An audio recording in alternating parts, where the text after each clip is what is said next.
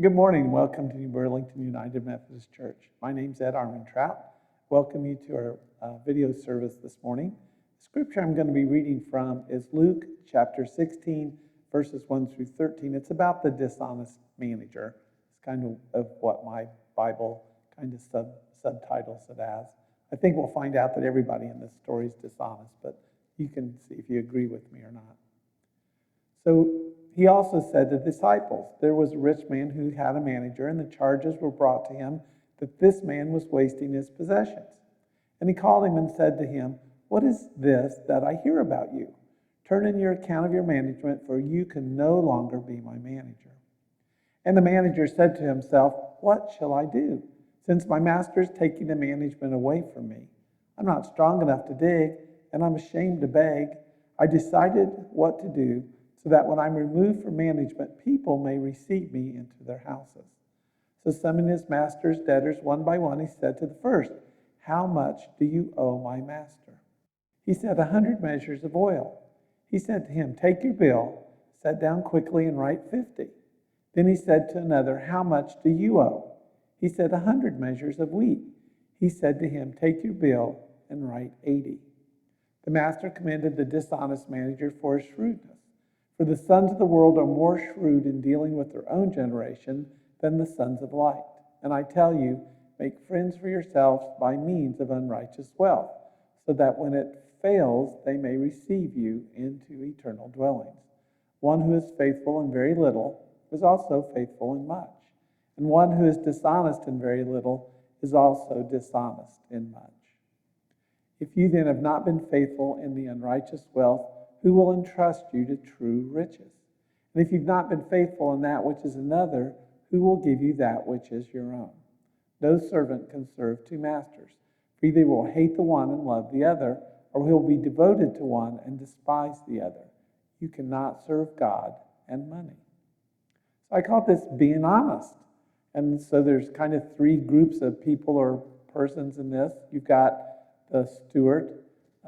He's a rogue. He's a slave in charge of the master's estate. And what we're being told in this, he's really embezzling from him. And the master finds out. So the steward's going to lose his job. And what he does is he goes to all the debtors and says, you know what? You owe 100 of this or 50 of that. Just cut your bill like in 70%. And he said, the master won't know and everything will be okay. So he kind of did that for two reasons. One, if since he's going to lose his job, he's thinking that maybe one of them will hire him, and or he can blackmail him to get the job. Now the problem is here, we now know both the debtors and the steward are both dishonest.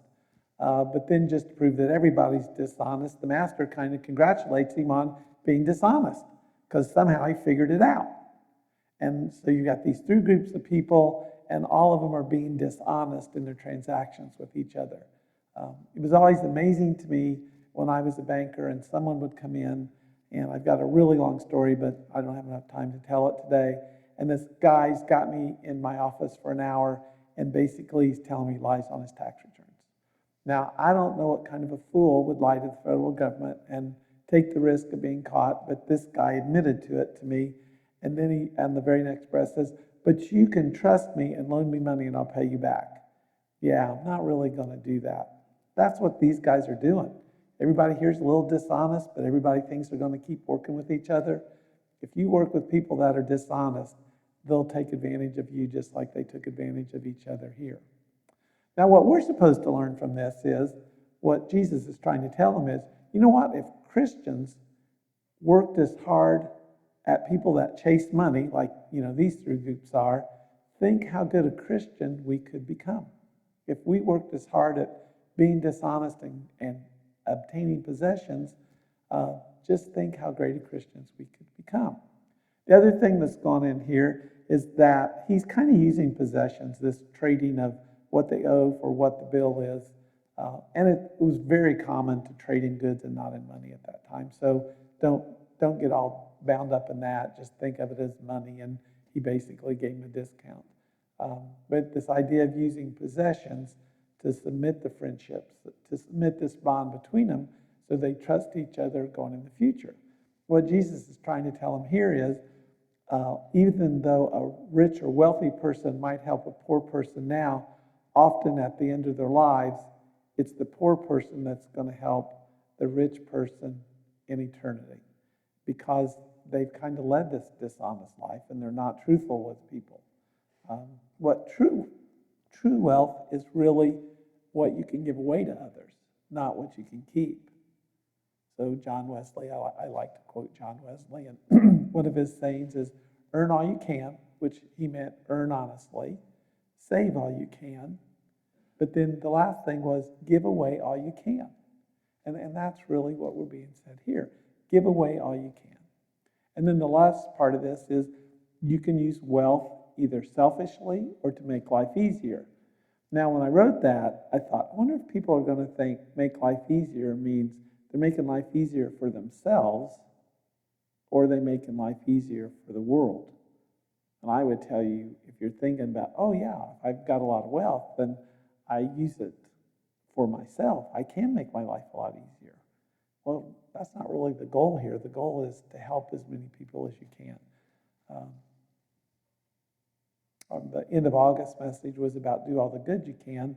One way is you can take that wealth and share it with others. So then kind of the last part of this is he's talking about whether you're going to almost do the right thing or the wrong thing. So he's saying if you can fulfill a small task, now the question is whether you do it well or not, because if you fulfill it poorly, that tells something about yourself. But if you fulfill it well, that likely means you're going to be able to do a large task later.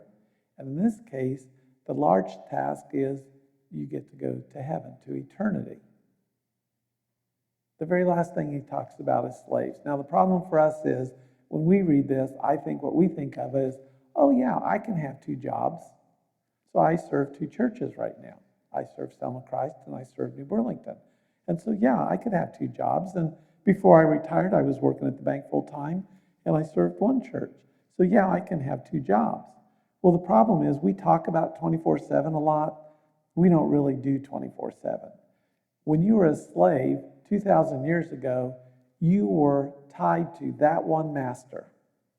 And if he called you, you were expected to be there immediately. You couldn't say, well, you know, I work this other job and I'll get with you in a few hours. That wasn't the way this worked. You were really 24/7.